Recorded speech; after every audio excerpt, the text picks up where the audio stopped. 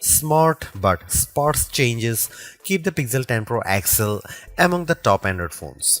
It remains underpowered for tasks like gaming, but that doesn't matter if your focus is on the still excellent cameras, super bright display, or AI features. Just be aware that to get the most out of those features, you will have to wait for updates or for Google's tools to get to grips with your data. The Google Pixel 10 Pro XL is named in part after its size, but to get to grips with how good a phone it is, it would be wrong to focus on physical qualities alone. It is easy to point to things like the phone's incredibly bright display or its versatile cameras as major selling points. But this is a phone where the true value lies beyond the specs list. There are, in typical Google fashion, lots of AI features to play around with, features with a wide range of applications and utility. It's just a pity that Google seems to have learned some bad habits from Apple in not having all its features ready for launch day. Plus, Google flagship phones' inherent weakness in terms of power remains, even if battery life has improved. As the final big Android phone launch expect this year, I have been testing the Pixel 10 Pro XL against its main competition and also the latest iPhone just in case you are considering switching to or from an Apple phone. It's resulted in some of the most interesting phone comparisons of 2025 and I am thrilled to be able to take you through them.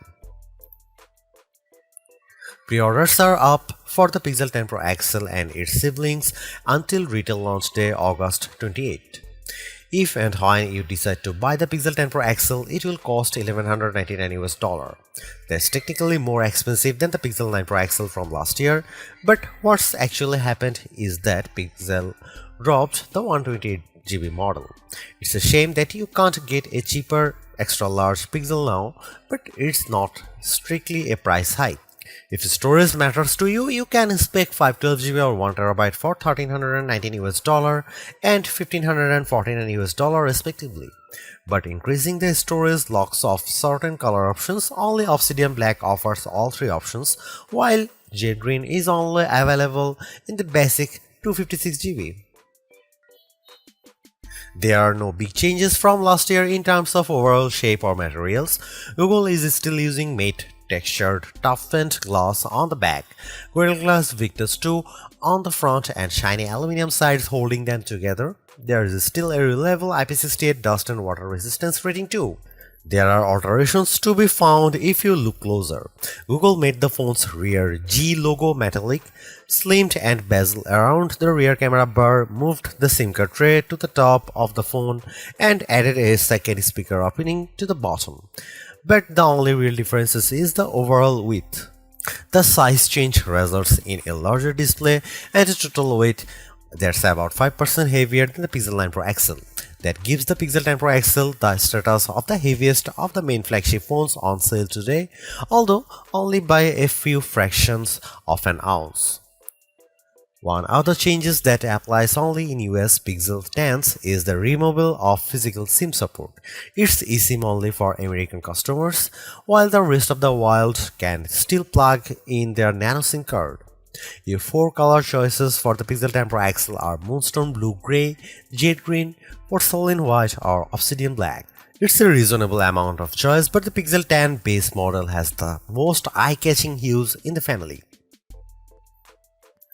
The 6.8-inch 120Hz refresh rate adaptive display on the Pixel 10 Pro XL is slightly larger than the Pixel 9 Pro XLs, but still a little smaller than the equivalent Samsung or Apple models.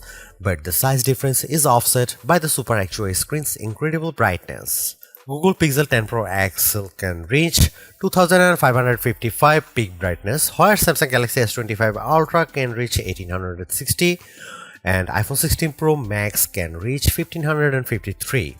The results above show just how intense the screen brightness on the Pixel 10 Pro XL can be, even compared to last year's Pixel 9 Pro XL.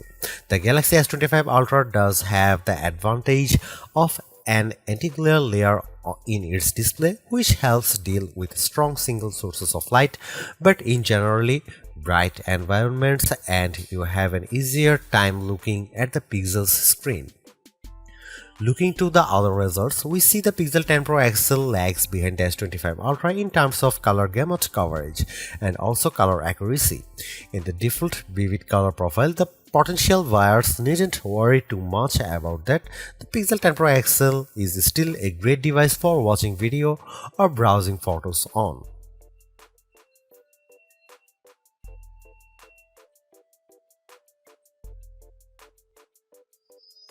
You might be surprised to hear that the Pixel 10 Pro XL's camera are identical to the Pixel 9 Pro XL's, at least on paper. The 50 megapixel main, 48 megapixel ultra wide, 48 megapixel 5x telephoto and 42 megapixel selfie cameras are unchanged from the 2024 model, as all the upgrades are located on the softer side. Here we can see some camera samples of the Google Pixel 10 Pro XL. Let's kick off the comparisons with main camera shot of a cottage. We see the first evidence of the Pixel 10 Pro XL's apparent default processing priority, balancing the brightness of all colors in the shot. This is perhaps why the Pixel's shot is much warmer, with the Galaxy S25 Ultra's image being cooler and brighter. Against the iPhone 16 Pro Max, the Pixel 10 Pro XL also looks less bright but punches up the colors in return. The trees in the background in this view across a park are much easier to make out in the Google photo. And how does it compare against the outgoing Pixel 9 Pro XL?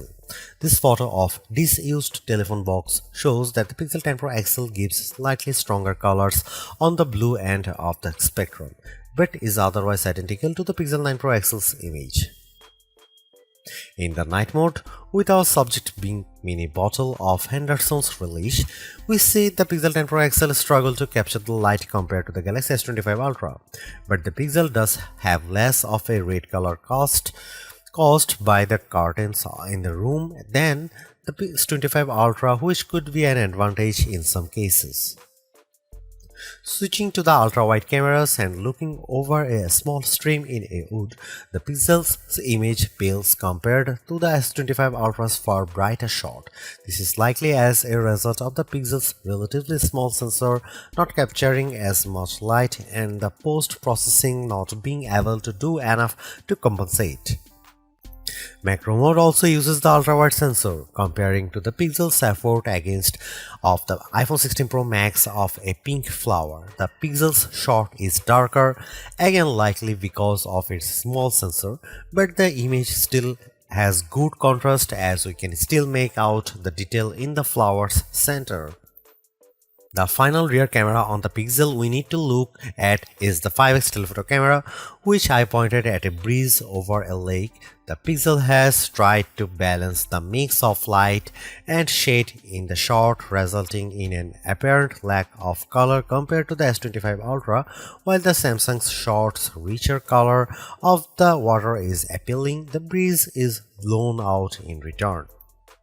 The Pixel 10 Pro XL's telephoto camera offers up to 100x max magnification for the first time, except with the power of ProRes zoom. Images at the level are still legible, albeit potentially inaccurate, but let's start at a less extreme 50x.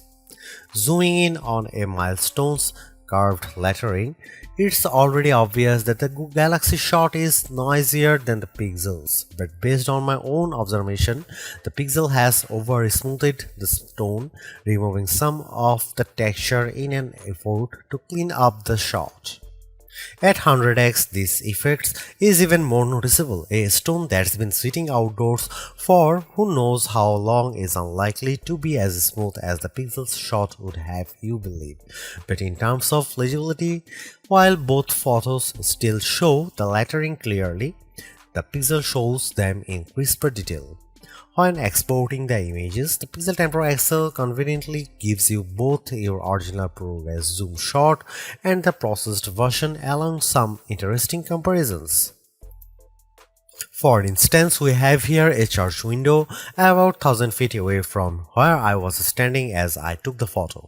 It's an impressively sharp shot, but the pixels processing system seemed to have read the stone bars between the glass as wood, adding a vertical grain effect. While the detail of the brickwork has been impressively recovered, it shows a big limitation of these generative detail enhancing tools. It shows you what's likely to be there rather than what truly is there. Google enhanced some of the camera's associated features, such as making best take active automatically with enough photos and offering 50 megapixel resolution for portrait modes. But the all-new feature, and the one I spent the most time with, was Camera Coach, the new photography teaching tool that's accessible right from the viewfinder. This is currently in preview, so hopefully it powers will multiply in the future, but right now it's more of an interactive forming tool. It will detect what you are pointing the camera at, offer some suggested compositions, and then give you tips on which camera lens to use, where to stand, and how to position the subject. If you can, it's a fun, personalized way to learn. But there are so many more tools in the Pixel 10 Pro XL's toolbox. I hope more options or perhaps an advanced mode appear in future to help guide users to try even more, like switching between vertical and horizontal shots, setting a manual focus, or adjusting exposure.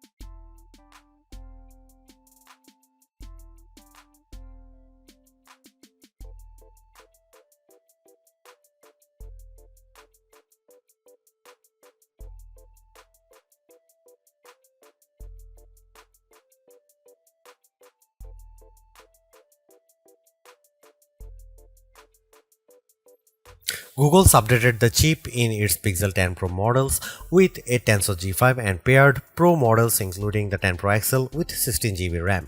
Considering that previous Tensor-powered Pixels have lagged behind in performance, we were curious to see how this update changes things.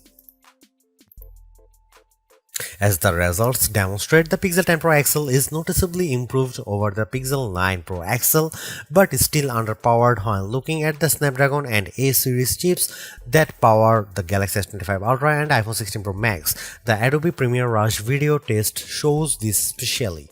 In my general gaming test of playing the graphically intense RPG XR Stress in order to get a consistent 60 FPS frame rate, I had to turn off anti-aliasing, reduce the resolution from ultra to high and environment quality down to average, and even the game would still experience hiccups. Android flagships with Snapdragon 8 Elite can easily handle this game at maximum settings. Now that the 128GB Pixel Pro XL model has been discontinued, the Pixel 10 Pro XL starts with 256 GB storage with the option to up that to 512 GB or 1 TB storage. This should be speedy storage to load and unload thanks to Google using the UFS 4.0 memory standard with 512 GB or 1 TB of storage on a US model. You also get zoned UFS, a feature that supposedly organizes data within your device's storage to improve its efficiency, speed, and the device's lifespan. We are not sure why this is limited to only a 2 out of 3 storage options and only to American customers, but it sounds like a bonus worth having. The 5200 mAh battery in the Pixel 10 Pro XL is the largest Google's ever put in a phone. And fortunately, between the extra capacity and the improved Tensor G5 chip, this results in good battery life gains. The Pixel 10 Pro XL lasted 14 hours and 20 minutes in adaptive display mode in our beta test, which involves constant web browsing over a cell connection. This is almost an hour and a half longer than the Pixel 9 Pro XL achieved, but Google still has catching up to do if it wants to match 17 hours plus that the Galaxy S25 Ultra and iPhone 16 Pro Max clocked. Using the Pixel 10 Pro XL's 45-watt wired charging, we are able to fill the phone from empty to 33% and 63% full after 15 minutes and half an hour charging times respectively. The Galaxy S25 Ultra manages to reach 37% and 71% in the same time frame, although its smaller battery capacity no doubt helps there. We must also highlight the 25-watt wireless charging that the Pixel 10 Pro XL now supports using the new Key 2.2 compatible Pixel Snap accessories. You can also do this with MagSafe chargers designed for iPhones too, opening up a huge world of possible add-ons of your Pixel. Google is the first Android smartphone maker to adopt Key 2 fully, and hopefully this heralds wider adoption among Android brands down the line. But focusing on the Pixel for now, it means that if you do happen to switch from an iPhone, you can keep using your chargers and some other accessories, saving you spending more on a new set of peripherals. Google's made a few but effective upgrades to the Pixel 10 Pro XL. It's a masterclass in efficiency, changing and improving just enough to stay amongst the top of the pack in the most areas. The display's brightness is unmatched, and the camera's ultrawide perhaps aside offer a balanced, natural look that I can see a lot of people liking.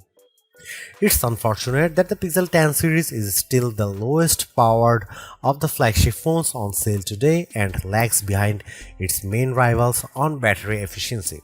Hopefully, access to Google's latest AI tools makes up for that for anyone who decides to take the plunge, although perhaps give it a couple of months if this is your primary reason. Hopefully, by then the seemingly incomplete Magic Q and the preview version of the camera coach will have been made whole.